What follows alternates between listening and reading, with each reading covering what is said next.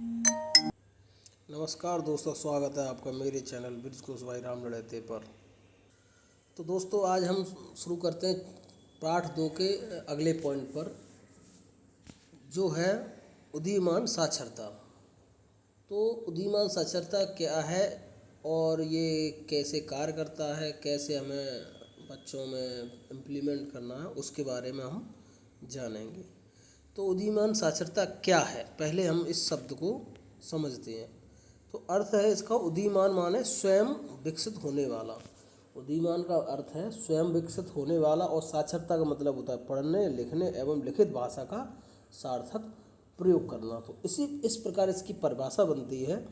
उदीयमान साक्षरता वह दृष्टिकोण है जिसके अनुसार बच्चा विद्यालय आने से पहले ही अपने परिवेश में उपलब्ध पुस्तकों, चित्रों, पोस्टरों, संकेतों और बातचीत के माध्यम से पढ़ने लिखने की प्रारंभिक समझ विकसित करने लगता है।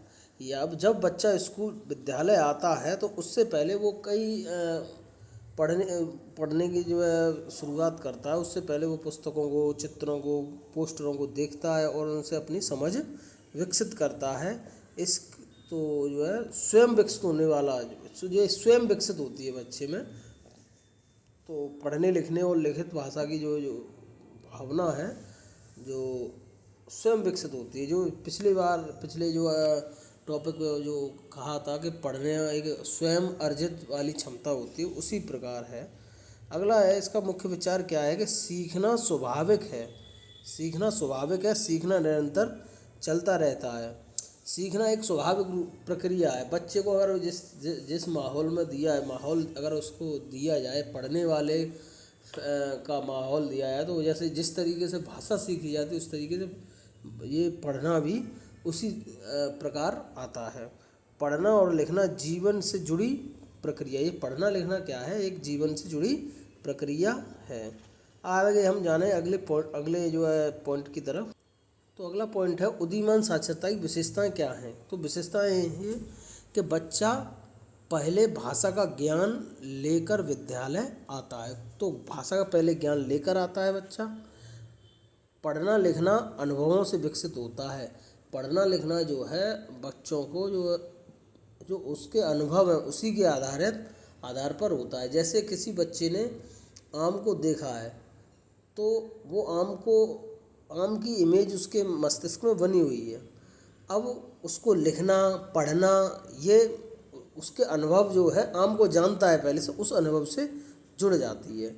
इसी प्रकार अगला पॉइंट है मौखिक भाषा इसका आधार है। तो मौखिक भाषा मुंह से जब जो है पहले जब बोल रहा है तो तभी उसको समझ में आ रहा है। जैसे जो है आम को जानता है क्या है, ये क्या है बेटा, ये आम है, तो ये मुंह से मौखिक भाषा इसका मुख्य आधार हो गया।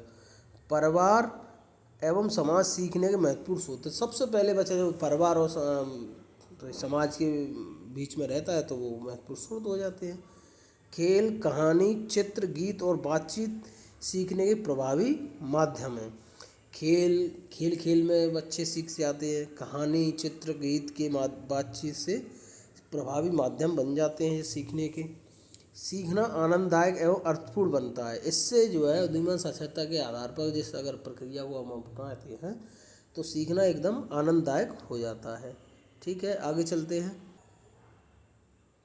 आगे है उदाहरण। उसमें आगे जो हमें PDF दी गई है ब्रिज कोर्स के जो है साइट से, तो उसमें एक उदाहरण दिया गया है अंकित की कक्षा, और एक अगली और है एक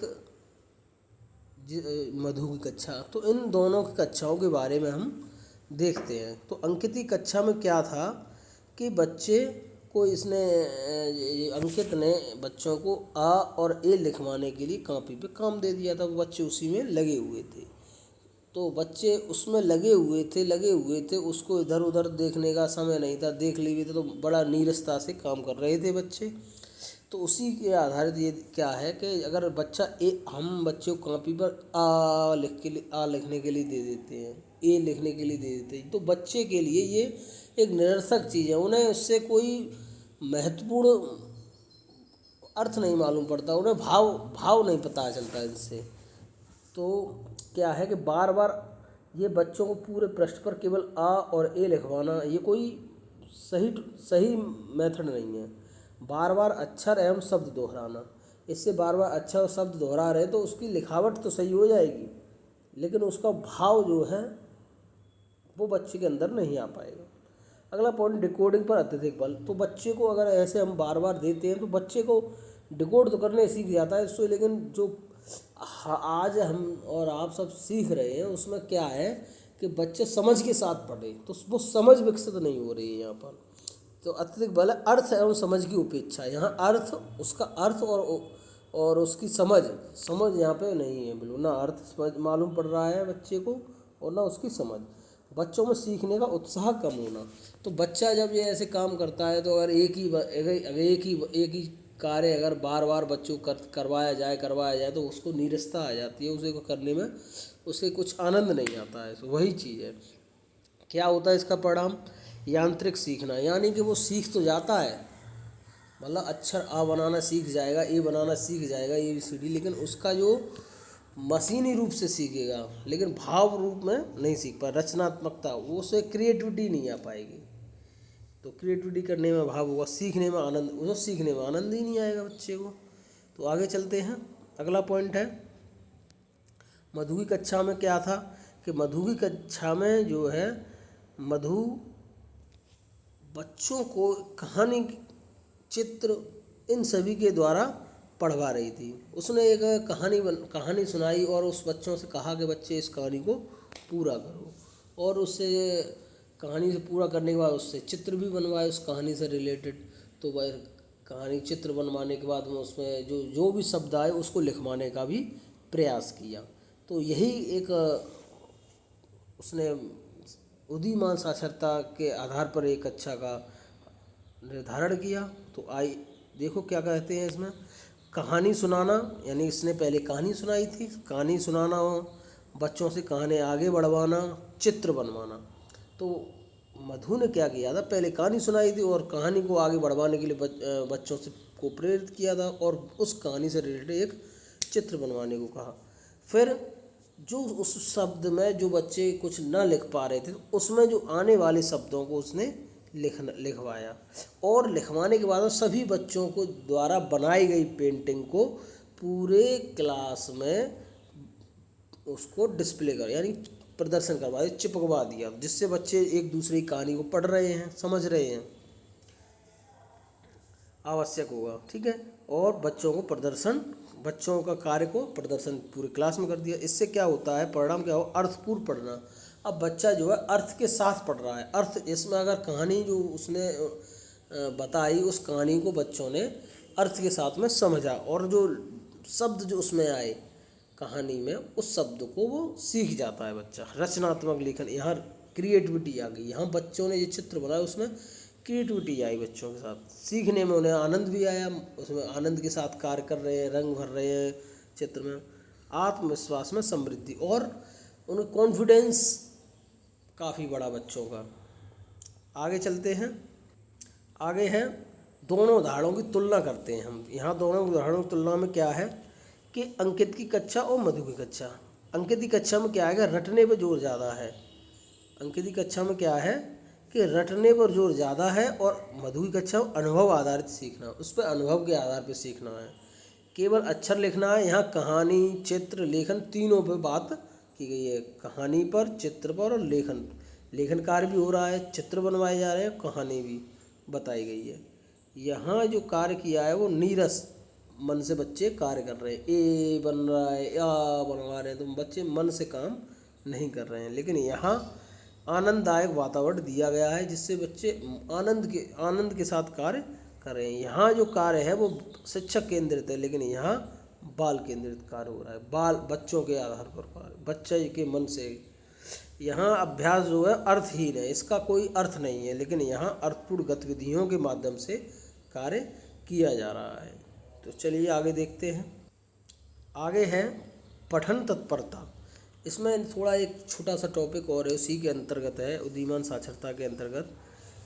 तो पठन तत्परता क्या है कि पठन तत्परता वह पारंपरिक विचार है जिसके अनुसार पढ़ना शुरू करने से पहले बच्चों को अक्षर, ध्वनि, शब्द और लेखन का अभ्यास कराया जाता है। जब पढ़ना शुरू करते हैं तो कुछ बच्चों को अक्षर, शब्द, ध्वनि, इनका लेखन, ध्वनि मतलब उच्चारण कराया जाता है। वो जैसे बुलाया जाता है, जैसे बच्चों को आ से अनार, आ से आम, ई से इमली, ऐसे तो ये कराया जाता है। विशेषता क्या है, इससे क्या है कि बच्चे अक्षर की पहचान कर लेते हैं, अभ्यास और बार बार लेखन से अभ्यास हो जाता है। डिकोडिंग पर बल होता है, लेकिन अर्थपूर्ण पठन की उपेक्षा होती है। इसमें अर्थपूर्ण पठन की क्या होती है, उपेक्षा होती है।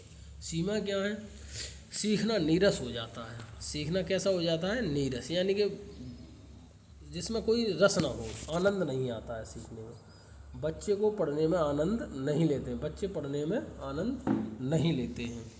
ठीक है, आगे देखते हैं। आगे है आधुनिक दृष्टिकोण। आधुनिक दृष्टिकोण के साथ पठन तत्परता क्या है।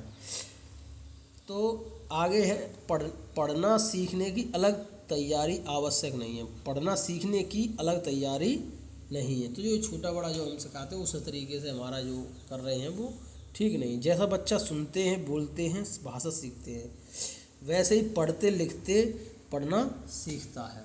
बच्चा जैसे सुनते बोलते भाषा सीखता है, वैसे पढ़ते लिखते पढ़ना सीखता है। भाषा का विकास निरंतर चलता रहता है। भाषा का विकास जो है निरंतर चलता रहता है बच्चे के साथ। नए अनुभवों के साथ शब्द भंडार बढ़ता रहता है। पढ़ना केवल अक्षर पहचानना नहीं बल्कि अर्थ समझना भी है। अर्थ के साथ समझना में मुख्य बात यह है, अर्थ के साथ पढ़ना समझना है। पढ़ने और लिखने की प्रक्रिया वास्तविक जीवन से जुड़ी होनी चाहिए।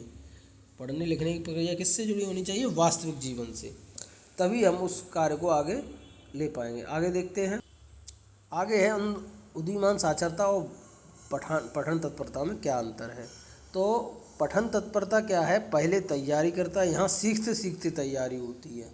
उदीयमान साक्षरता में सीखते सीखते तैयारी, यहाँ अक्षर की पहचान होती है, यहाँ अर्थपूर्ण पठन कराया जाता है। यहाँ रटने पर ज़्यादा बल दिया जाता है, लेकिन अनुभव आधारित सीखना पर बल दिया जाता है। यहाँ पर शिक्षक केंद्रित होता है, ये बाल केंद्रित होता है। यहाँ डिकोडिंग पर अधिक बल दिया है, लेकिन यहाँ समझ और अभिव्यक्ति दोनों पर बल दिया है। समझ भी हो, अभिव्यक्ति भी आना चाहिए। ठीक है, आगे देखते हैं। आगे है शिक्षक की इस प्रक्रिया में शिक्षक की क्या भूमिका रहनी चाहिए। तो शिक्षक को क्या करना चाहिए, प्रिंट सामग्री का प्रयोग करना चाहिए, वातावरण बनाना चाहिए, कहानी, कविता, चित्र, पुस्तकों का उपयोग करना चाहिए। बच्चों को स्वतंत्र लेखन का अवसर देना चाहिए।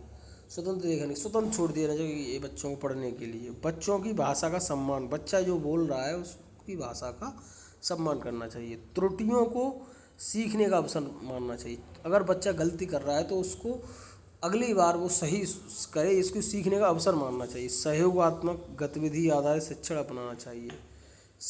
यह बच्चों को सहयोग करें और गतिविधि आधारित शिक्षण करना चाहिए। ठीक है, आगे देखते हैं। आगे है निष्कर्ष। तो इस पूरी प्रक्रिया में क्या निष्कर्ष निकलता है उसके बारे में हम जानेंगे। बच्चा विद्यालय आने से पहले पढ़ना लिखना सीखना प्रारंभ कर देता है। पढ़ना लिखना क्या कर देता है, पहले से ही पढ़ना लिखना सीखना प्रारंभ कर देता है। उदीयमान साक्षरता भाषा शिक्षण का आधुनिक एवं बाल केंद्रित दृष्टिकोण है। उदीयमान साक्षरता क्या है, आधुनिक एवं बाल केंद्रित दृष्टिकोण है। इसका उद्देश्य केवल अक्षर पहचान नहीं बल्कि समझ, अभिव्यक्ति और सृजनशीलता और आनंदपूर्ण अधिगम है। इसका उद्देश्य क्या है कि समझ, अभिव्यक्ति और सृजनशीलता और आनंदपूर्ण अधिगम। शिक्षक का कार्य बच्चों के लिए समृद्ध, प्रेरक और अर्थपूर्ण भाषा परिवेश उपलब्ध कराना है। ये उद्देश्य होने चाहिए टीचर के। इससे जो निष्कर्ष निकलता है वो आगे है। तो आज के लिए इतना ही। कल देखते हैं इसके आगे का, आगे जो पॉइंट होंगे उसको हम समझेंगे और कराएंगे। ठीक है सर, अगर वीडियो को अच्छा लगा हो तो लाइक करें, कमेंट करें और सब्सक्राइब करें। ये चैनल दिया है, इसमें उस चैनल को मेरे को सब्सक्राइब कर लें, और जिससे आने वाली सभी वीडियो की जानकारी आपके पास पहुंचती रहे। और बेल जो आइकन है उसको भी दबा दें। आप कमेंट भी किया करें, जिससे हमें थोड़ा इस कार्य करने में ऊर्जा, और अधिक से अधिक शेयर भी कर दीजिए। ठीक है, गुड बाय।